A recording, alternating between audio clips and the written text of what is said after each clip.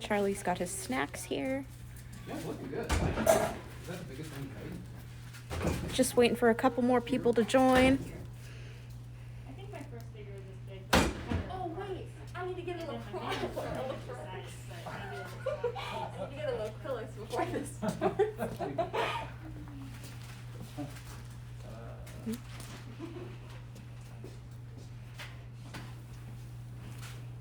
Yo, it's LaCroix time, everyone. Emily, you want one? Oh.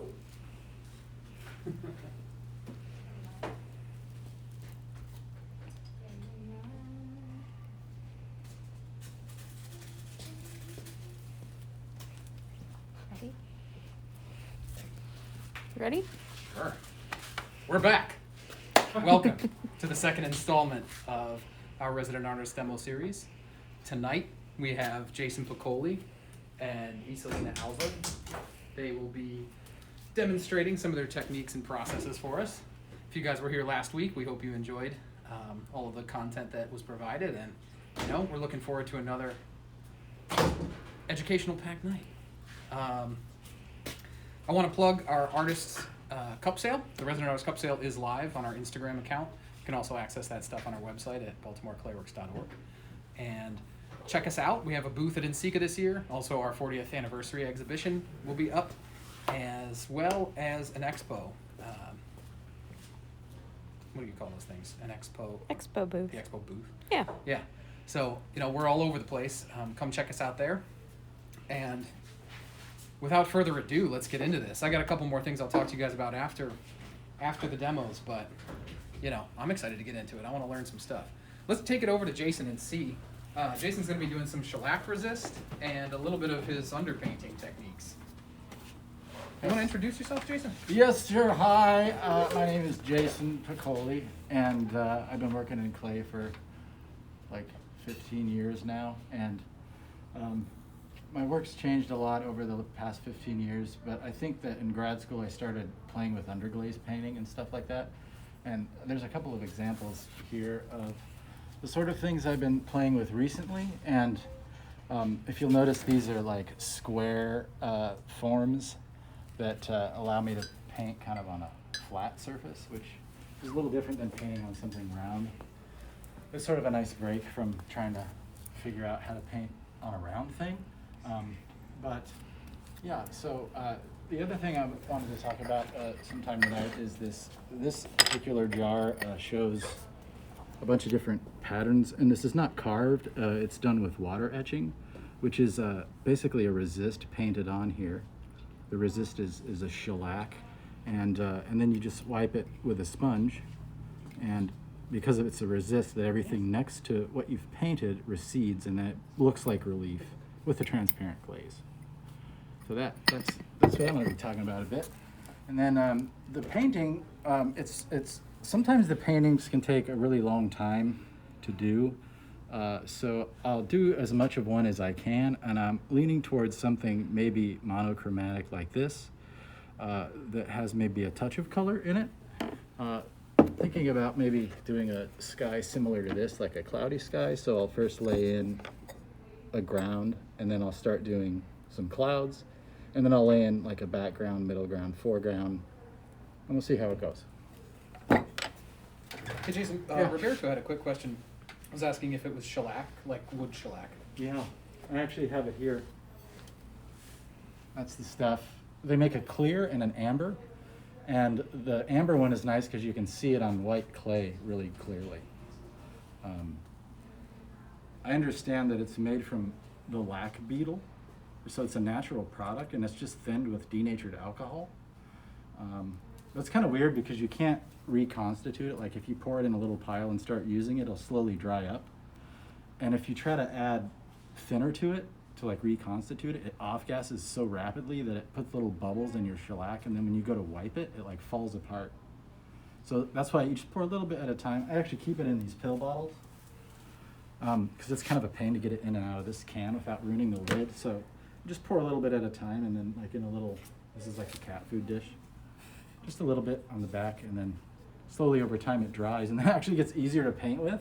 There's like this middle ground where it's like not too liquidy and not too thick, and it's like you can do one brush stroke and it's really thick, and it's perfect. But then it's like, all right, that ran out, got to add more, and then it becomes liquid again, and then you got to do 2 coats. So it takes some time to work with, but you get some really interesting results if you like relief without having to carve it with a tool. Yeah. Did you see Mary's question? Yeah, Mary was wondering if your T-shirt is actually your origin story.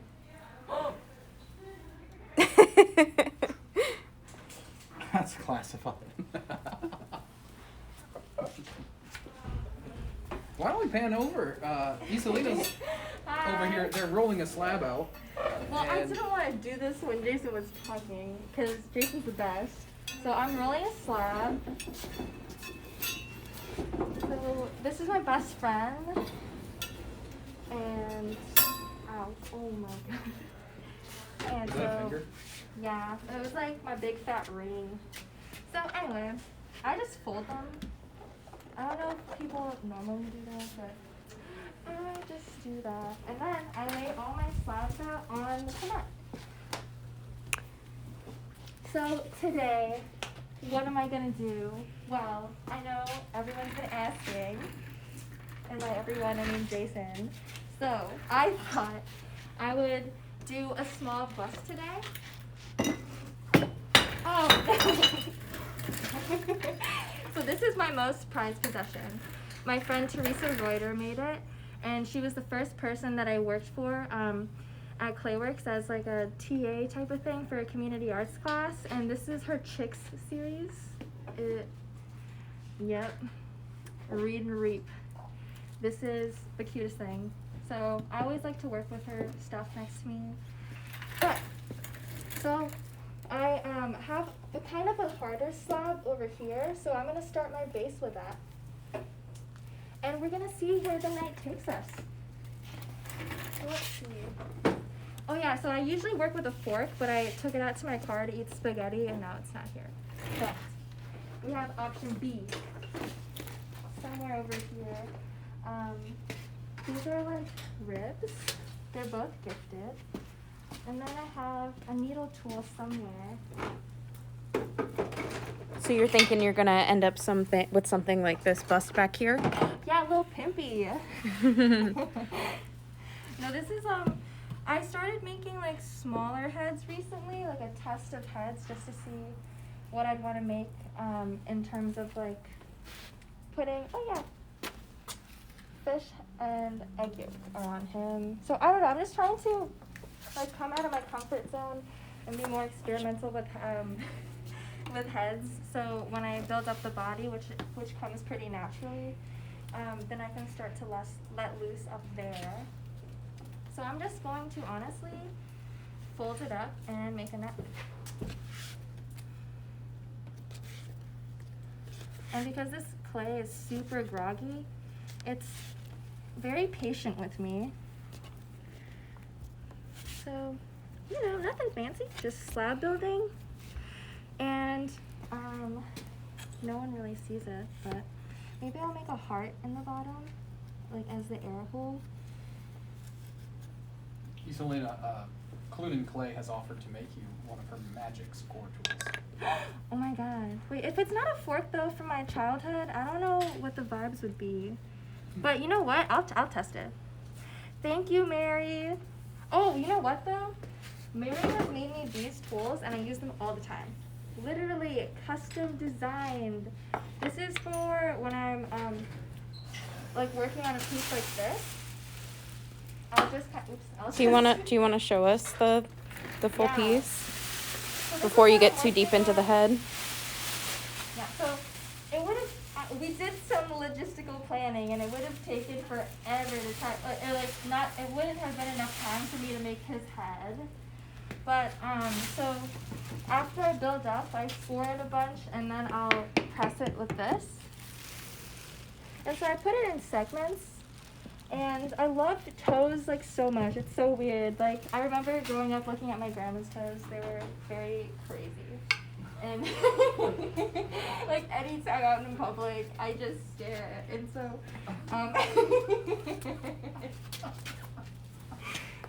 but yeah, so I have a lot of fun sculpting toes. Like that was the first thing I ever did.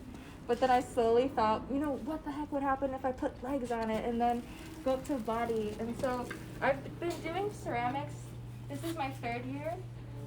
And it's really cool that I just feel so lucky to be a resident here because I started interning after having a class with Matt Karras and Ryan Rennie as like an intro to hand building class. And I was so in love with ceramics by the end of it. I asked him, I was like, Ryan, where do I go to get more experience? And he told me to come here to Clayworks. So I started out as a education intern, and then I was offered to work at the gallery, and then offered to teach a children's class because I love the summer camp kids, and I like love kids so much. So it just progressed, like literally ever since I started working in clay. I've always been here somehow, somewhat. So that's kind of my origin story. Okay, but yeah, so this is the neck, and I'm gonna obviously just fill in right here. It's a little thick though, which means that there's gonna be a lot of room for me to kind of mess with the form. And these, okay, honestly, normally I always worked with slabs that are like, okay, everyone talks about thick slabs or whatever. It's just as thick as my phone. My iPhone 7. So that's a gauge. And since this one's a little small, I can work pretty fast with these slabs and go to town. Isolina, Monty says hi. Hi, Monty! Okay, should I tell them about Monty? Maybe not. I don't know. Oh, you've got good stories. I do, but it involves your bed. So, I'm gonna tell everyone. So, before I started working here, when I was a gallery associate, I befriended Hannah Pierce. Everyone knows who she is. She's amazing. And so we broed out, and then she said, hey, my roommate needs a babysitter. And I had no idea who Kevin was, because like I just came here on the weekends. I had no idea who anyone was, because on the weekends all the staff leave. So I was like, yeah, of course. And then I met the beautiful Sienna and her adorable kid, and we would like draw together, and then he really liked piggyback, so I would piggyback him, and we would like run around, and then he said, let's jump on the bed. So I did, and then boom, like 2 weeks later, 3 weeks later, Kevin, Sienna, and Monty show up, and then I find out it was your bed I jumped on with your kid. And I was like, okay. Anyway, back to this. Oh wait, no. Anyway, that's my story. I might need a LaCroix break, low-key. Oh, I need slip. Okay. So I have this like slap bucket, and that's my slip.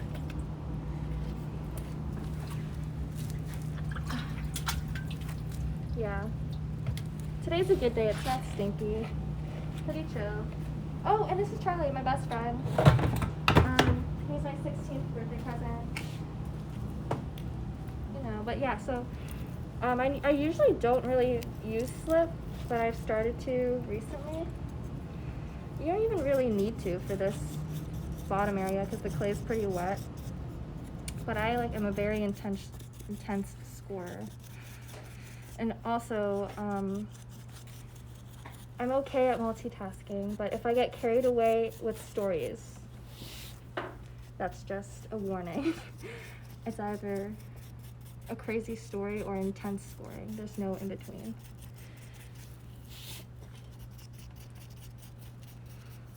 So you're doing this to strengthen the neck right there? Yeah. So then I'm just gonna pop this in. Like, I honestly, TBH, don't know why I put slip. Because, you know, normally when the clay is pretty wet, you don't have to do that. But it's always good to slip and score in general.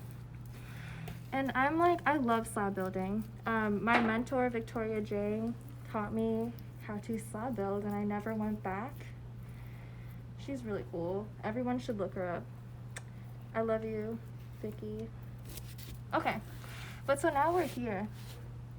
So then you're gonna take a slab and just put it in there. Marina, should I make like the you version, like the Marina version of a little woogie? Absolutely. Okay, I'm gonna do it. I'm gonna put hair. Like Muscle Man here, I'm not gonna open him up because he looks crazy. I'm still working on his hair, but I wanna sculpt you. It's gonna be awesome.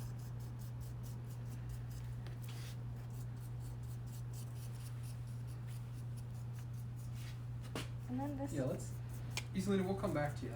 Yeah. Check on how those slabs are coming along.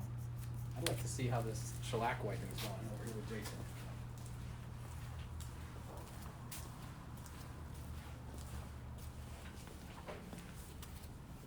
Hi. So I want to show you something. I have this on this pot.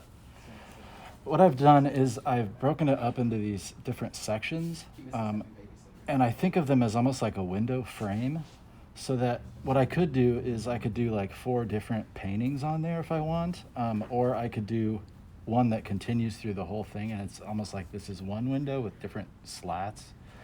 In order to get this design, it was just kind of a random design that I did on there, and I drew it on there directly right on the clay body with a pencil. And if you go really light, this is an H pencil. It's really easy to wipe off with your finger if you don't like it. As long as it's nice and dry, it won't impress into the clay. So I did one and I liked it, and I wanted to replicate it, and it's really hard to like replicate them to make them look all the same when they get complex. So what I can do is use tracing paper, right? So I put it on the one I liked, and then I just really lightly with a pencil, I traced the design. Oops, it's this way. I traced the design on there, and then with this charcoal pencil, I went back to the tracing paper and then just laid a layer of this on there, just like I did with this small design. And just to show you an example, it's a really simple technique, but you flip it over and you line it up, and then you just hold it in place. And then you come in with the back of a pencil or any object that's not going to leave too much of damage or a mark. And you just kind of do a rubbing on the back over the line work. And then it gives you a really quick solution to then come back in. You can either just use that, or you can come back in with your pencil and lightly kind of re-sketch, just so that the proportions are right and that it's kind of lined up where you want it before you start going in with the shellac. And then the shellac, as I was talking about a little bit earlier, it's like a little pile of it. And you can see on the edge here, it's already starting to get kind of thick and dry. So, but there's a stage like right in the middle, it lasts about maybe 10 minutes, where it's ideal, because when you come in to paint with it, like I'm painting on this, this is that design that I put on here, did a light sketch with it. So when you paint with this stuff, it's hard to like keep straight. You want to like shake, because it's like, oh, I have to stay straight, and then the more you want to do that, the more you shake, which is great for trees. But then if you're trying to do a straight line, you set the work down and then lean on the table. And what I do is I hold my hand with one other hand, and I like squeeze it, and then I can kind of do a straight line. And it's a lot of back and forth, so I try to keep this thing pretty close. But when that shellac is at the right consistency, generally you only have to do one coat.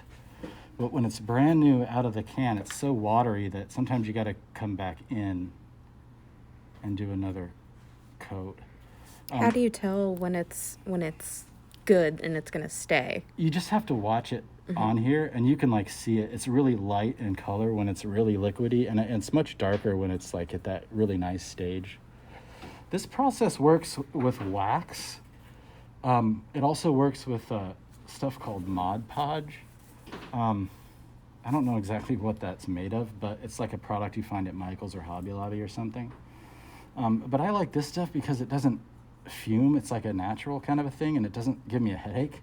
What gives me a headache is the thinner that I use. I use Lacquer Thinner, because every once in a while you gotta come back in and clean your brush, because it'll build up on here and your brush will stiffen.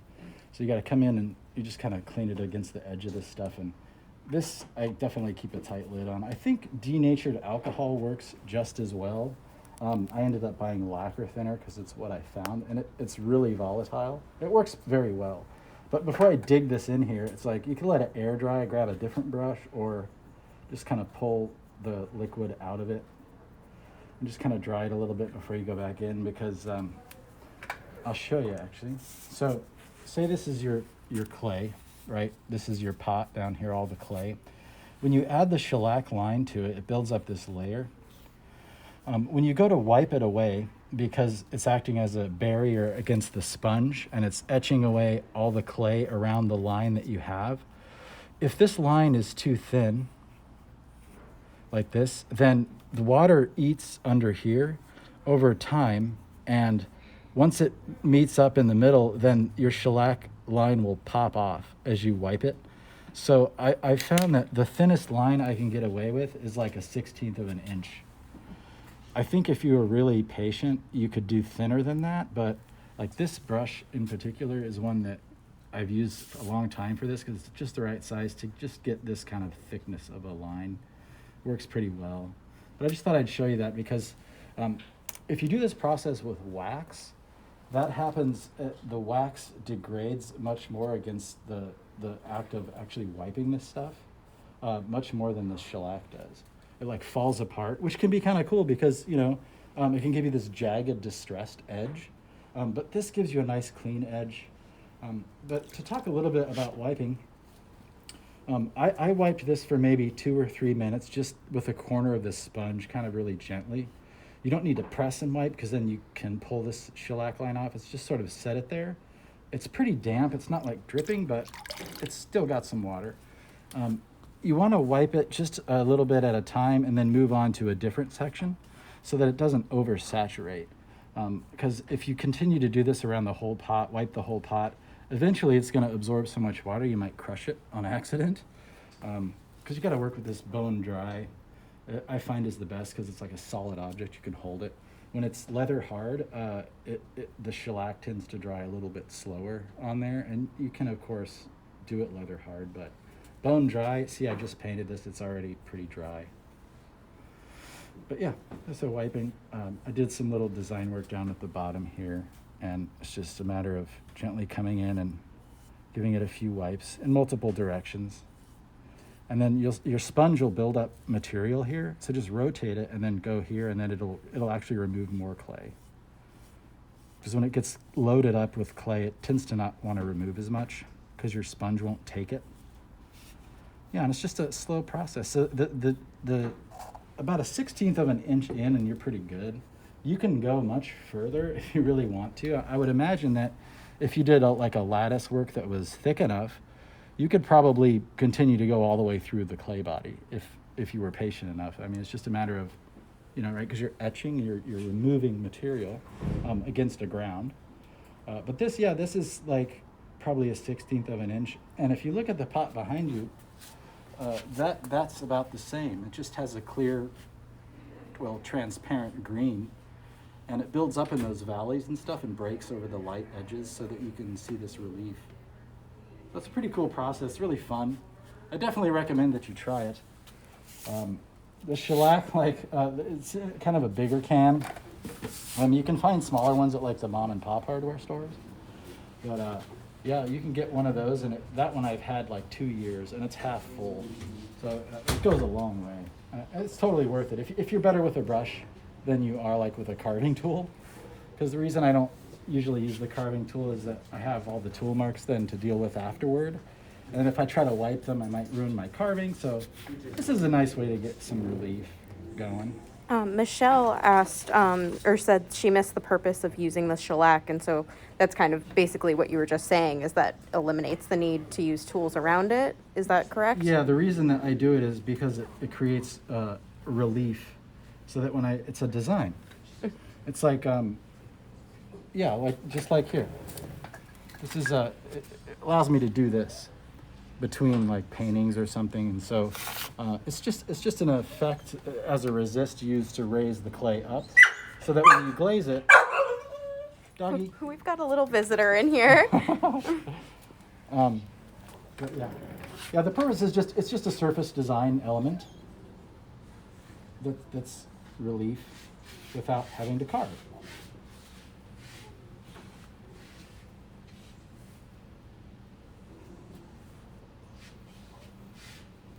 Yeah, I mean, most of the time, like, I work, and a lot of it's kind of boring. I mean, like the painting, it takes a lot of hours for some of them, and like, I'm not always very good at it. Like, sometimes I'll get lucky, and that's all right, you know, but most of the time it's like, you make a mistake, you got to scrape it off and start over. I don't really consider myself like a painter. I just pretend like I am, and then sometimes I get lucky. Jason, two things came through. Michelle she missed the purpose of using the shellac, but if I could layer onto it, okay. Yeah. Mary was wondering if you ever do multiple layers. Of shellac? Yeah. I have, yeah. So like, wiping one and then adding more shellac and wiping again. Yeah, it's really cool because then you get like depth. Like if you did like, if you think of like a Celtic knot that you had, that instead of against the plain background, you'd have it against like more Celtic knots. And so it's like recessed layers of depth. Mm-hmm. I don't play with it a lot. I feel like it would be really fun to do like more intentionally on a piece. It would take a long time. It would put a lot of stress on the work if you were consistently getting it wet, letting it dry, getting it wet, letting it dry, Right. because you have to do those multiple sessions of wiping. But I think if you had the right clay body, it would probably hold up pretty well.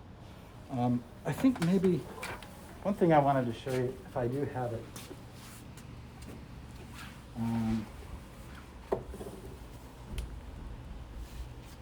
Well, we'll come back to it. But what you can do is layer on a bunch of underglaze, and then, I'm surprised I don't have an example of that, but you layer on a bunch of underglaze, and then on top of that you paint the shellac.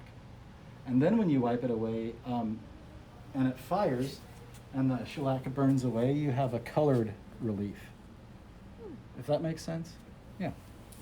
So that's a really fun thing to do.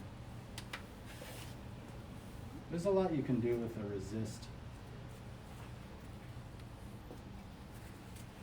Jason, I think we're going to check in with Isolina and see how this little woogie is growing. Oh yeah. Seems to be evolving quickly. Mm-hmm. We're getting ahead. So there's the neck, and this is the head. So I'm just trying to already close this up so then I can go right to the face. Oh gosh, down killer. Charlie, stop. Charlie is my unofficial guard dog. Hi, Randy. Charlie, stop. Look at it's Randy. Okay. Anyway. Charlie sounds like he's burping. So I build kind of fast. Like I'm just really comfortable with this clay body and with building it up. So it's gonna be like what I want to do. I normally don't really make a neck, but I want to try to do that so then I can embellish it with some fun things. Like I've been making a lot of eggs recently, or just to detail the like egg. I don't know. I watched this really sad movie and this guy was sad, and then his breakfast had like an egg yolk that was cracked, and then bacon was under it, and like a frowny face. I don't know. So I just started doing that. But yeah, I'm literally about to close this up. These slabs are kind of on the wet side, but you can probably kind of tell how much grog is in it. What clay body is this? So this is like, at school, Misty Gamble had us make Matt Wadel's clay body, but then I changed it up a little bit. There was a lot of, I think on accident I changed it up. I put 15% kyanite and 15% grog in it, and then I really loved it. So this is a little bit of that leftover plus a new batch that I made that's like 30% grog. So it's wild. But yeah, I just prefer something more toothy. Because I get so excited about clay, like I just want to make something up and build fast. And even if like I have, you know, some pretty wet slabs, I just love, I don't know, just how something can just appear in just a couple minutes. I think it's really beautiful. So these ones I'm not even going to score because these slabs are kind of wet, you know? So I'm just going to press it in and make sure I just compress it.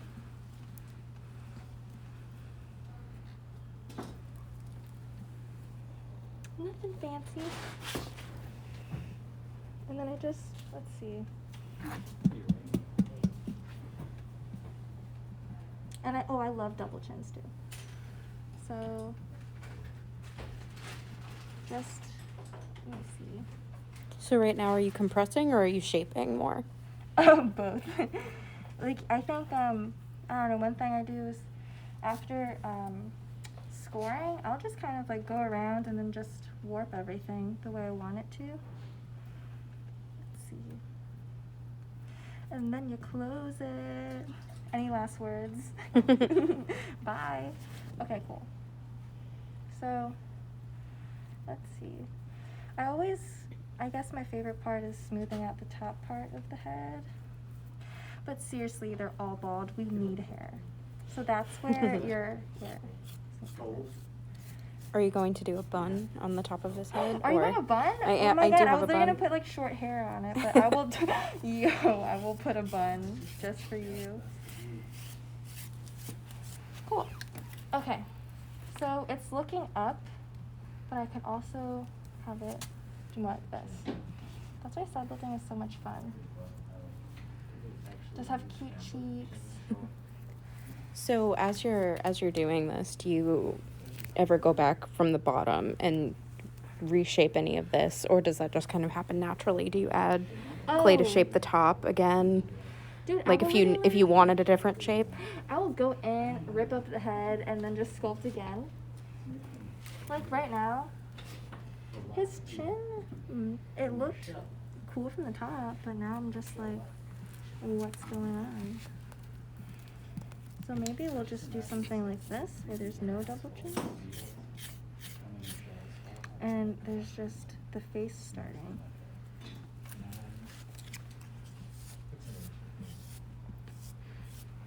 And it And looks crazy. Oh no, go ahead. I was just gonna say, I wanted to add for the people watching, if you guys want to go ahead and ask questions, we can ask Isolina and Jason while they're working. Oh yeah. Yeah, Ask feel me free. anything. Ask me anything. I'll answer it. I triple dog dare you, Kevin. Ask me a question. I'll answer it. At what point do you get the face? Get into those facial features? Right now. Oh, excellent. So you know what? Sometimes what I do is I don't even focus on closing it, and I'll get right in. So let's see. I had like the best conversation with my mom today. We were laughing a lot. So this one's gonna be super happy. I always start with the nose. Okay, Jason asked me this today. Or I don't know. I feel like, yo, Jason. Huh? First of all, how's the painting going? Well, I'm not doing that one yet. You're doing the What's the question? I don't know. Oh yeah, you asked if I watch Adventure Time Oh yeah. today. I was like, yeah.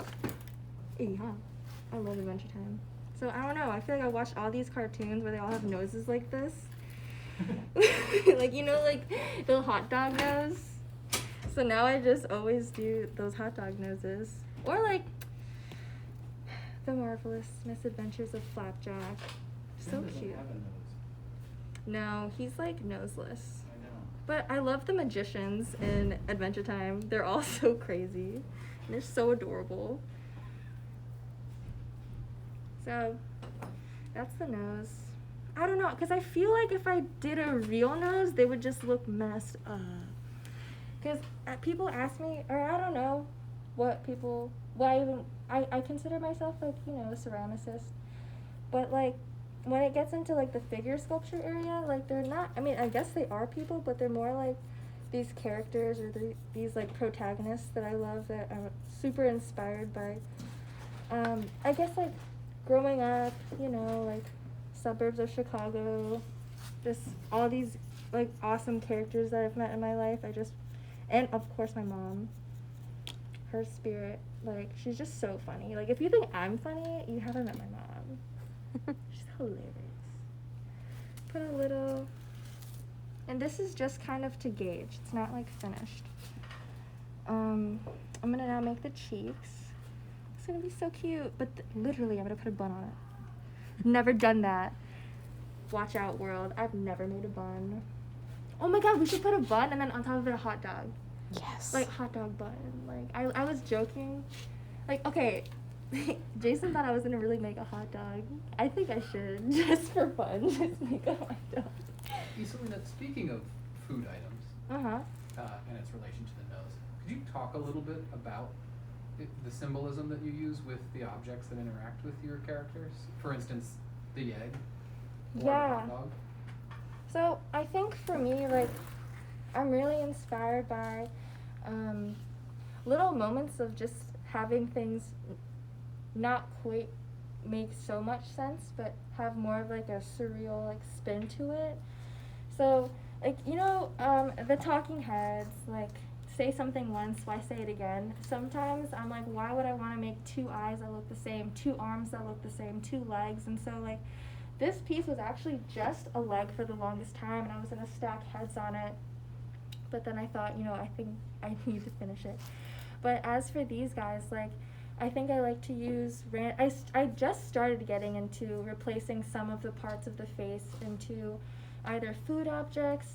I mean, that's not really, I mean, that's just a random spur of the moment thing, but I'm really interested in now in kind of making the face a little bit more, I guess almost like puzzle pieces, like different memories, different objects that might mean a lot to me. So I just grew up, you know, always having, I don't know, there's a lot of like familial memories with someone making me a fried egg, so I just put it there, and now I just kind of, I've been putting them a lot of, kind of everywhere. I mean, on this guy too. And then there's like, I'm gonna go back and see this. oh yeah.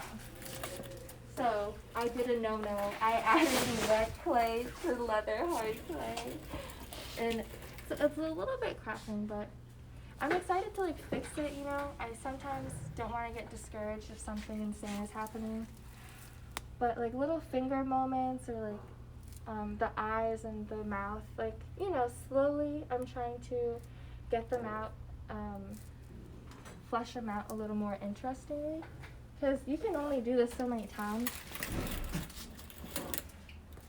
Sienna suggests a hot dog nose and a hot dog haircut. Oh my god, oh my and corn god. dog ears.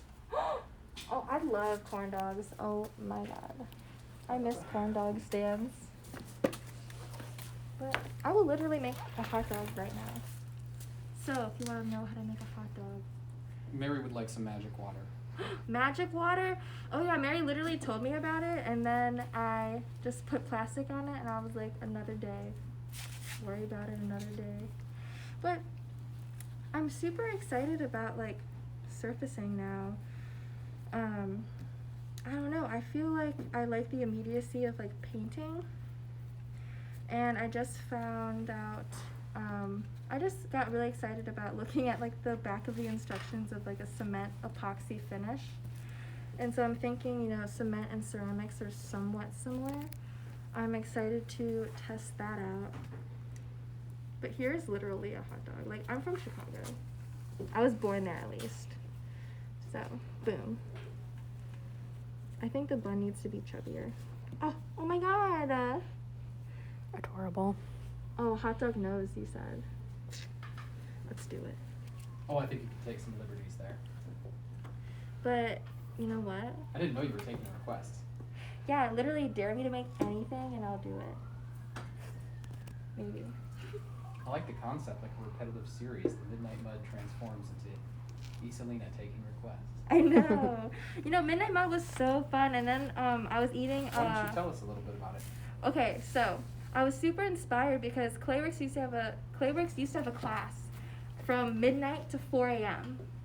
And then because of the hours and trying to find an instructor, they have like a class that goes till 10 p.m. now, or 9:30. And Jason teaches it, actually. Shout out to Jason. He's the best person in the whole world. Okay, can we talk about Jason really quick though? Wait, there's a question for you, asking about the clay. Pammy said that the clay seems so wet. Is it the grog that keeps it from collapsing? Yeah, dog. This clay just gets me. Thanks for pointing out that it's so wet. It's almost like I rolled them out just now. No, but yeah, this clay is, the grog and everything in it keeps it from going crazy. But when you sculpt with like this kind of wet clay, I think the features just come out like really smoothly, you know? And then when it gets a little harder is when I'll like scratch and score some like details on it. But this is kind of like the most adorable stage when it's so soft. And then I'll make the cheeks like this. And a chin. Push it out. Maybe make a mouth. Oh, he's smiling because Marina's here.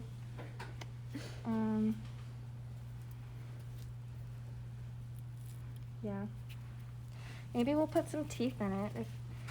My teeth are kind of crazy. Like, they're not insanely detailed teeth, but I'll make some. He's so cute. Or maybe he should have his tongue sticking out.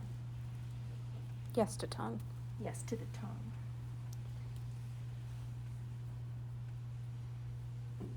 And then, boop. Oh, that's a hot dog. Yeah. All right, we're going to switch over.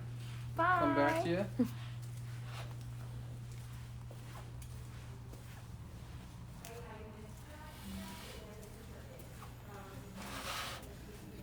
So are you starting the painting now? I think so, yeah. I think I'm going to try to do a sky background similar to this, kind of a cloudy, dark sky.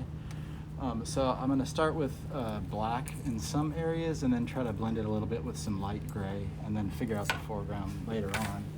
But I think that for this one I'll probably continue the painting around the entire thing versus 4 separate ones. Because I want to show you what happens when you move through this shellac window. And because it's a resist, the underglaze dries slower on top of here than it does on the clay, especially when your clay is nice and bone dry. So that being the case, once the underglaze dries on here and it's still wet on here, you can actually wipe this really lightly and get all the underglaze off this shellac so that when it fires, it's just a nice white clay underneath versus having like a splotchy so then the kind picture, of a mess. the picture becomes behind it. Yeah, exactly. And glazing is a bit of a challenge. If you have to go in carefully glaze the top of this stuff after having waxed these areas, and then or brush the whole thing really loosely, and then it just wipes right off all the underglaze and the glaze that I'd painted on top of here. But yeah, so for this this messy palette, the underglaze it's weird because it's like if you've ever painted with them, it's kind of like wet chalk, and they dry out really quick, and they don't brush like acrylic or really like watercolor or oils or anything. They're kind of their own beast. So I keep a spray bottle handy, and every once in a while I'll just come in and I mist these, and this actually has a pretty good lid that I spray underneath before I put it on, and usually the next day they're still wet enough, but if they dry out on you like totally, then you can just reconstitute them with water and like the back of a brush. It takes some time, but like these I've left out because every once in a while I come in and just spray a little bit of water on all these to keep them semi-liquid, but I don't want them runny like a stain or like a watercolor. I want them a little bit thicker. So for this, I have just a little bit of black. And this brush is just like a really soft camel hair brush I really like, because it tends to add a thick layer on there. It gives more to the whatever you're painting on and takes less back. versus like a stiffer brush where it moves the material around on there and kind of leaves most of it on the brush. So for this, it's like you kind of just randomly kind of move this around. And you're not thinking too much about anything. I think in the painting world, they call it scumbling, where you kind of just, you're not really doing anything. You're just adding some pigment here and there and moving it around. And this is keep in mind, going to be like a very distant kind of underlayer against white and gray. So in the firing, black is really strong, and it'll eat and absorb all kinds of things you put over it. So it's important to not have the black too thick. Sometimes it's nice to paint on that, so you have a dark background and then lighter colors. But I found that doing that black background, you have to do like 3 or 4 layers of what you're painting on, or the strength of the black eats into the painting so much that it disappears. So it's definitely, which is so interesting, because I could like paint on these with acrylic when they're done, totally fired to like cone 6 or maturity or whatever you're going for, and and that would work. But I like to have a ceramic material in there, and I think that the kiln, when it does what it does, it's like this weird magic that you can't really control, but you can if you like really know what you're doing, and half the time I don't. So I just play around. So I've added the black. Sorry? Oh, there was just a question before it gets too deep, about keeping the piece structurally sound while doing relief work on a bone dry piece. Do you have any tips for that? I think that's kind of more related to the shellac work. Yeah, that's okay. So the question is how to maintain like structural integrity while you're wiping it? Yep. Just not over wiping would be the main thing. Because if you continue to do shellac on your entire pot, and then you're having at it with a wet sponge around the whole thing, it's going to slowly get really wet and then become fragile and more likely to collapse or cave in. So if that's the case and you're doing the whole thing, wipe a section like over here, and then move it, and then wipe over here, and then just go do something else for 10-15 minutes, let it dry, and then come back and then continue wiping. And that really works. Just to be a little bit patient with it. I hope that answers that a little bit. I actually have a question about your images. Yeah. What inspires the imagery that you put on these pots? It depends. Like when I sit down to do a painting, I tend to not overthink it. I sit down and it's like, what kind of a mood have I going? And like cloudy, I think about the sky a lot. Like, what am I deep in the woods? I can't see the sky, or is it like it's really hot out and it's just this crazy blue? There's no clouds. So, I get an idea for a sky, and then I work backwards. Like, do I want like a beach or a forest or like a really distant hill? Do I want mist? And I just play around and I just kind of do whatever. Interesting. So you're not usually working from photo references. It's really sometimes I do, like if there's like I have a really hard time painting, like if you go out in nature and you look at like a hillside, how do you paint that? Like there's all these roots and dirt and stones, and it's really hard to paint that with this stuff because it's like chalk. It's like, how do I do that? And you got to just play with layering and hope that maybe the darks burn through and then it kind of looks like that. So it's really just like, honestly, it's a lot of stumbling around in the dark. But every once in a while, it's like, I just need to see what this piece of land looks like. And when I do the painting, it looks nothing like what I'm looking at, but at least I have some idea of like the proximity of roots and how they grow out of a hill next to a rock. Because I can't see that in my head without an image. But some things I can see, like a mountain in the mist. Like I can kind of picture that, so I just kind of go with what forms in my head. So it's definitely use reference images from time to time. But they tend to be nature-oriented or architecture-oriented, and some kind of intersection between the two. Yeah. Because I like really old, like buildings or bridges or like kind of ancient structures, and then what those landscapes might have looked like, back in the day when they were made. And just think about things like that. It's very fantasy-based kind of inspiration. Yeah. Cool. But for this, and now so I've got black on there now. Because it's bone dry clay, I can actually pick up some of the clay. And then I'm just hitting the line between where the material is and where the clay is. And I'm just kind of moving this back and forth with a little bit of water, and it softens the edge a little bit. And this will help me kind of define how I do clouds, because it gives me some form to work with rather than just kind of going for it without any idea. So this gives me some idea. Now I can go into like a light gray. And I'm coming in, I'm avoiding kind of the dark areas for now. I'm just coming in and adding some material to this, just slightly avoiding the dark areas. And this has to dry before I come in and kind of blend the two together. And then finally I'll go into some white, and then I'll add that white layer. And if you want really strong bright white clouds, what you can do is like start with a white background, maybe 2 or even 3 coats of just white underglaze, and then start going in with your color and trying to blend those, much like I blend the black into the clay here. And then you can get like a much brighter kind of a sky that way. I just say, don't be scared to come and play with this stuff and be intimidated or tell yourself, oh, I can't paint or I can't draw. You got to just give yourself a chance to try it. Because, otherwise, you never try it.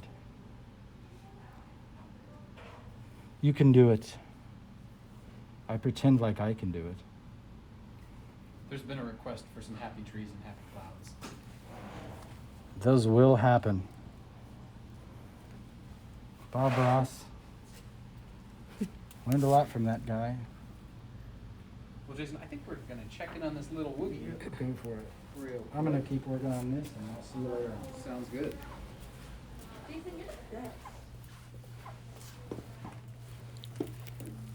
Okay. Do you see kind of like the face now? Oh, yeah. So sometimes I'll just do that to mark it. And now we're just trying to get some type of, I just want like super puffy cheeks. So I always test the boundaries of how chubby I can get. Because, I don't know. Do you primarily do that by pushing it out, or do you add clay on top too? I don't know if this is illegal, okay? But sometimes I'll just like compress it and it'll get really thin, right? Because I keep pushing out, and then I slop more on, and then I just make it until it's about to burst. And yeah. You can also just cut like a hole in it just like this, and then push it out, and then add more as you were going, and then you can just fill it up. There's like so many ways you could build. And it's fun because every time is a little different.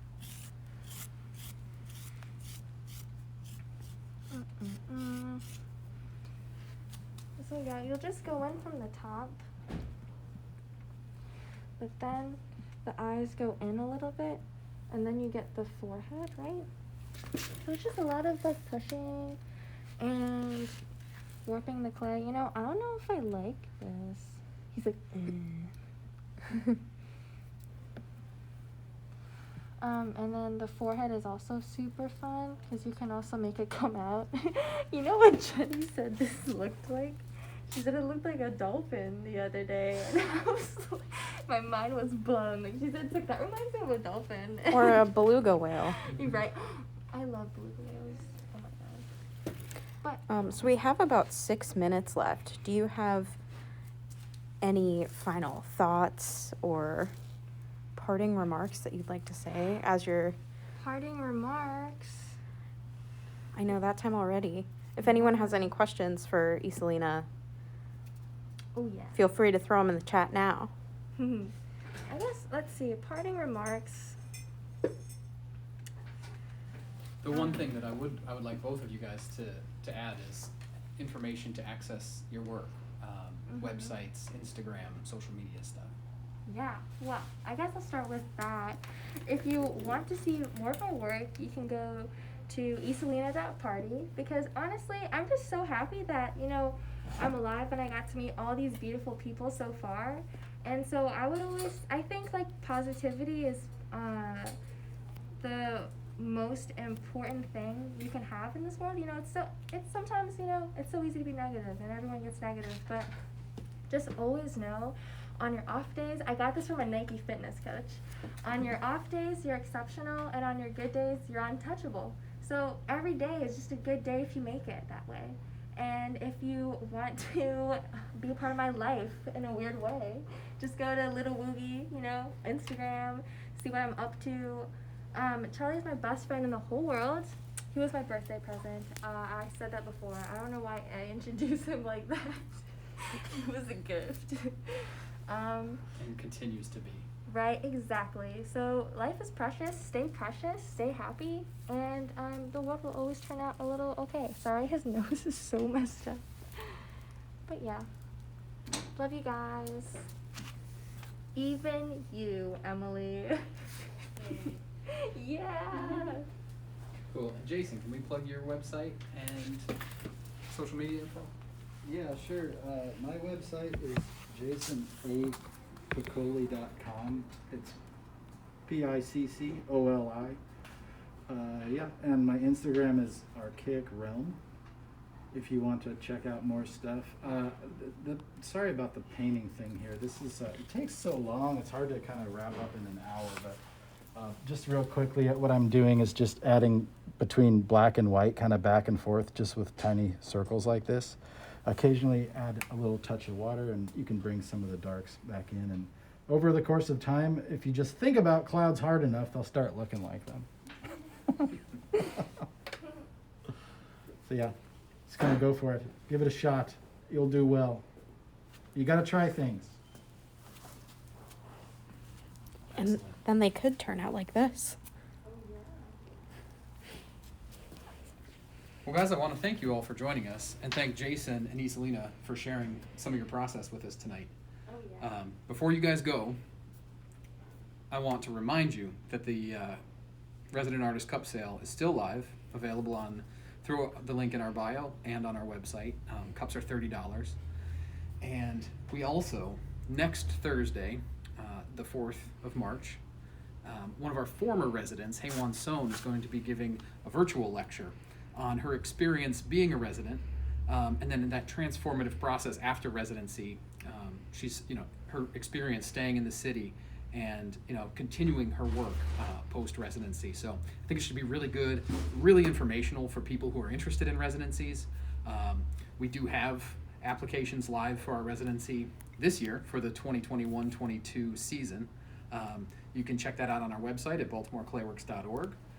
We are accepting applications now. Those are due on April 1st. And yeah, if you're interested more in the residency program, next Thursday at 7 p.m., Haywan's talk on the residency experience will be live, and we'll have links in all of our social media platforms to that information. So hopefully you can join us for that and get a little bit more info. Thanks again for joining us. This has been a really fun experience, and we hope to do some more of this stuff with you guys. So again, let's give a virtual round of applause to Isolina and Jason. Woo! Thank you very much. Everyone's saying thank you to you both. Jason's the best. No, you're the best. Okay, wait, I have one question.